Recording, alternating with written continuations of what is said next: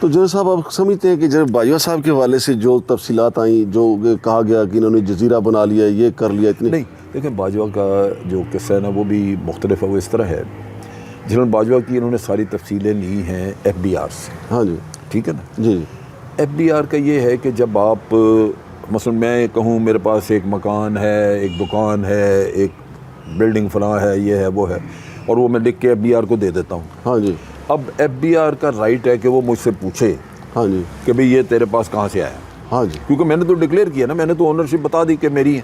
ہاں جی وسائل کیا ہیں آپ کے؟ وہ وسائل پوچھ سکتا ہے. ہاں جی سو جب ڈکلیئر کیا ہوتا ہے نا تو عموماً اس انڈیویجول کے پاس وسائل کا سارا حساب ہوتا ہے، تب وہ دیتا ہے، کیونکہ اس کو پتہ ہے کہ میں اگر یہ کہوں کہ میرے پاس یہ 20 پلاٹ ہے ہاں جی تو مجھ سے ایف بی آر نے پوچھ لیا تو میں کیا جواب دوں گا. سو وہ اگر حرام کے پیسے سے لیے تو آپ اس کو ڈکلیئر ہی نہیں کرتے. صحیح. اگر آپ نے حلال کے پیسے سے لیے ہیں تو آپ ڈکلیئر کرتے ہیں، آپ کہتے ہیں جی 100 دفعہ پوچھو، میں آپ کو حساب دوں گا، بتاؤں گا.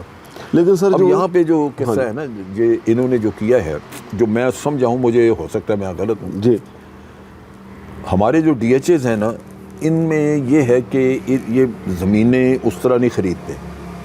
آپ اپنی زمین کرتے ہیں، آپ کہتے ہیں جی آپ کو پتہ لگ جاتا ہے کہ ڈی ایچ اے کی باؤنڈری یہ بن رہی ہے. ہاں جی ڈی ایچ اے آپ سے 100 کنال زمین لیتا ہے، یا جی جی ڈی ایچ اے آپ سے 100 کنال زمین لیتا ہے ہاں جی تو آپ کو 33 فائلیں پلاٹوں کی، کنال کے پلاٹوں کی، اس کے بدلے میں 33 فائلیں دے دیتا ہے. جی صحیح، جن سے زمین لیتا ہے. آپ نے زمین لی، اگر ایگریکلچر زمین ہے آپ نے لی بازار سے 10 لاکھ روپے ایکڑ، تو 33 جو آپ کو پلاٹ ملیں گے وہ ایک پلاٹ ہی آپ کا 20-25 لاکھ کا ہوگا. تو آپ نے 100 کنال زمین دے کے جو 33 فائلیں لے لیں، آپ اس میں دگنا کما جاتے ہیں. ہاں جی آپ کو زیادہ فائدہ تو ہوتا کسی نے اگر جا کے 10 ایکڑ 15 ایکڑ یا 100 ایکڑ زمین لے لی ہے اور ڈی ایچ او کو آفر کر دی ہے تو اس کے پاس 20 پلاٹ آ گئے یا 33 پلاٹ آ گئے اگر 100 ایکڑ دیے، اور وہ 33 پلاٹ اگر جنرل باجوہ کے نام پہ نظر آ رہے ہیں تو وہ 33 پلاٹ کا مالک ہے، لیکن اس کے پاس ہوگا ساری انفارمیشن کہ بھی میں نے یہ زمین لی تھی، اس طرح دی ہے.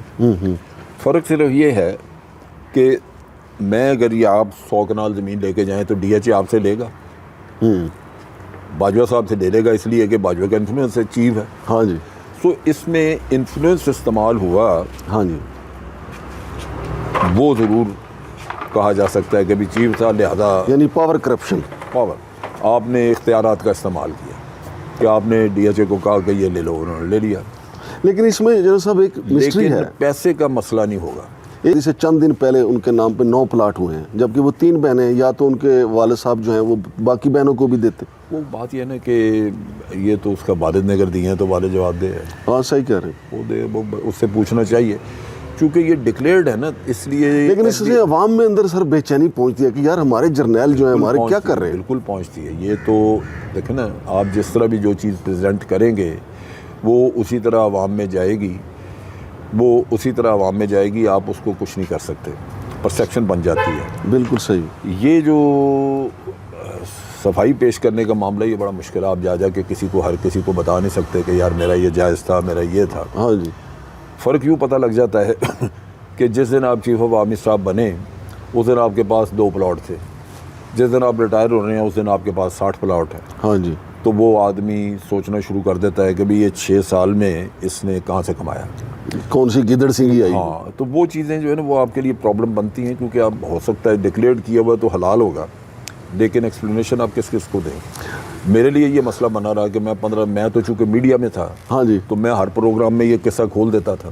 ہاں جی جیسے آج آپ سے بھی بات کی ہے ہاں جی کہ بھئی اگر 15,000 ایکڑ کسی کو پتا وہ لے لے، مجھ سے آج لکھوا لے کہ بھئی یہ میری ہے تو لے لے. بالکل صحیح بات. تو یہ جنرل باجوہ کے پاس یا کسی اور کے پاس سہولت نہیں ہے. جی صحیح. تو وہ مجھ پہ الزام لگا کے تو غلط پھنس گئے کہ نہیں صحیح ٹکر گیا، ورنہ تو میری پرسیپشن یہی تھی. صحیح. آج بھی انڈیا سے میں آپ کو بتا رہا ہوں نا کہ مجھے نیچے کمنٹ انڈینز نے لکھے ہوتے ہیں اور وہ یہ لکھا ہوتا ہے کہ یہ آدمی 15,000 ایکڑ کھا گیا اور ادھر یہ. اچھا جنرل صاحب آپ خود آرمی میں رہیں، ہمارا جو ماضی گواہ ہے اتنی کھلم کھلا باتیں نہیں ہوئیں کہ ہمارے جرنیل جو ہے وہ سیاست کرتے ہیں. ابھی دیکھیں ابھی ایک انکشاف ہوا ہے کہ جب 2018 کا الیکشن ہونے جا رہا تھا جناب قمر جاوید باجوہ صاحب، فیض امیر صاحب، نوید مختار صاحب، جناب نوید مختار صاحب، انہوں نے ہم میر نے بھی ہاں جی، تو انہوں نے بلا کے جی ان کا انٹرویو کیا تو انہوں نے کہا جی میں اپنے بھائی سے باہر نہیں جاؤں گا. تو سر دیکھیں نا اتنی کھلم کھلا باتیں ہو رہی ہیں. نہیں یہ غلط ہے. یہ تو دیکھیں ابھی ہوا کیا ہے، ہو سکتا ہے پہلے بھی یہ لوگ اس طرح کے کام کرتے رہے ہوں لیکن پہلے پبلک میں یہ چیزیں آئی نہیں. ہاں جی. ابھی جنرل باجوہ جب ریٹائر ہوئے ہیں تو میں نے سنا ہے جاوید چودھری کو ایک انٹرویو دیا، میں نے دیکھا ہے کچھ اور لوگوں کو، ہاں جی. ہاں جی. یوں لگ رہا ہے کہ جیسے وہ اپنے وقت کے معاملات کی صفائی پیش کرنا چاہ رہے ہیں. ہاں جی. ایسے نہیں ایسے، لیکن اس میں وہ مزید پھنس جائیں گے. ہاں جی. کیونکہ یہ سارے کام غیر آئینی ہیں. ہاں جی صحیح. اگر آپ نے کیے ہیں اور آج اپنے منہ سے آپ خود تسلیم کر لیں، ہاں جی، وہ تو کوئی بھی سیاستدان اٹھ کے آپ کو عدالت میں لے جائے گا. بالکل صحیح بات. تو یہ باتیں کرنی نہیں چاہیے. یہ حامد میر والے انکشاف پہ بھی کوئی بندہ عدالت جا سکتا ہے نا کہ جی یہ جا دیکھیں. سکتا ہے، بالکل جا سکتا ہے. یہ کوئی آئینی کام تو نہیں ہے کہ آپ نے کہا جی کہ فلاں کو وزیر اعظم بنا دیں. آپ کون ہیں؟ ہاں جی. اگر آپ اس طرح کی بات کریں گے تو لازماً ایک وائلیشن نظر آئے گی آئین کی، قوانین کی، اور اس پہ کوئی بھی عدالت میں جا سکتا ہے. اچھا جنرل صاحب یہ بات ہوتا ہے کہ سرحدوں کے دفاع کے لیے یا اندرونی طور پہ جو دشمن ہمارے ملک کو کھوکھلا کرنے میں لگے رہتے ہیں اس کے لیے تگڑی فوج تو ہونی چاہیے، لیکن ہم نے 5-6 سالوں میں بہت کمزور کیا اپنی فوج کو. اس کا کیا حل ہے؟ حال یہی ہے، دیکھیں آج بھی میں سمجھتا ہوں ہمیں اپنی روش بدلنی چاہیے. سیاست ہمارا کام نہیں ہے، کاروبار بزنس ہمارا کام نہیں ہے. ہمیں اس سے دور ہو جانا چاہیے. ہمیں سیاست سے دور ہٹنا چاہیے اس طرح کہ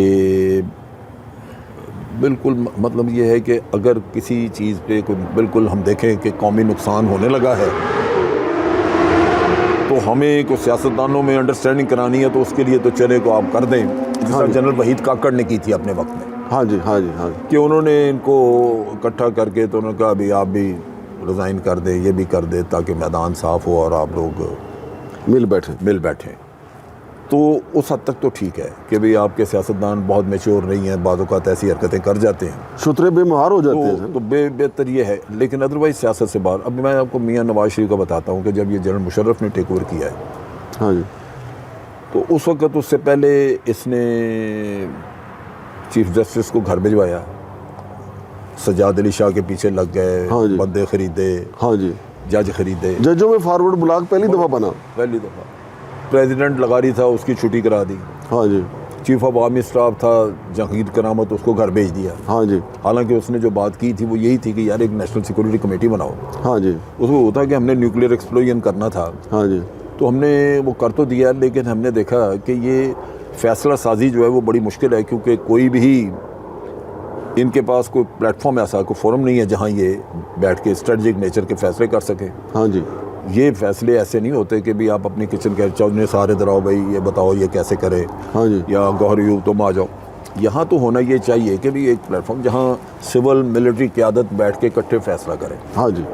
تو یہی تھا جنرل جہانگیر کرامت کو ہم نے کہا کہ جی آپ ان کو یہ بتائیں، یہ بڑا نیوکلیر ایکسپلوژن جب کیا تو اس میں ہمیں بڑا فلا نظر آیا کہ یہ ہمارے پاس کوئی ایسا پلیٹ فارم نہیں. تو جب اس نے کہا تو اس کی چھٹی کرا دی. جہانگیر کرامت کہتا تھا کہ جب ان کو کہتا ہوں میں کوئی چیز تو یہ سمجھتے ہیں کہ ہم ان کے اختیارات لینے لگیں. حالانکہ وہ اختیارات کا قصہ نہیں ہے، وہ تو ایک قومی مسئلہ ہے جس کو آپ نے انسٹیٹیوشنلائز کرنا ہے.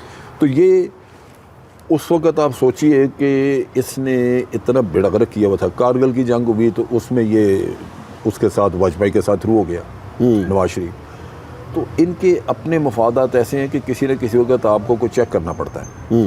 جنرل مشرف قطعاً ان کو ہٹانے کو تیار نہیں تھا، لیکن جب انہوں نے اس کو وہ ہوا میں تھا تو انہوں نے پیچھے سے اس کو فارغ کر دیا. تو آرمی میں پہلی بڑی اس چیز پہ رنجش تھی کہ یار جہانگیر کرامت کو تم نے بلا وجہ چھٹی کرا دی، اب اس کی بھی چھٹی کرا رہے ہو.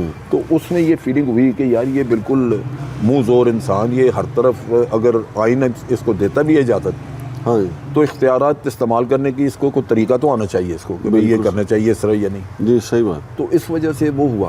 تو یہ چیزیں جو ہیں یہ ہمیں بعض اوقات ضرورت پڑ سکتی ہے کہ سیاستدان بالکل رتھلس ہو جائے اور آپ کو کوئی تھوڑی بہت انٹروینشن کرنی پڑے، لیکن ٹیک اوور نہیں ہونا چاہیے. اس میں یہی ہے کہ آپ ان کو بٹھا کے تو معاملات کو درست کرا دیں. اس سے آگے کوئی یہ کرنا کہ جی اس کی حکومت نہیں ہوگی، اس کی ہوگی، اس کو الیکشن جتانا ہے، اس کو ہرمانا ہے، یہ کوئی کام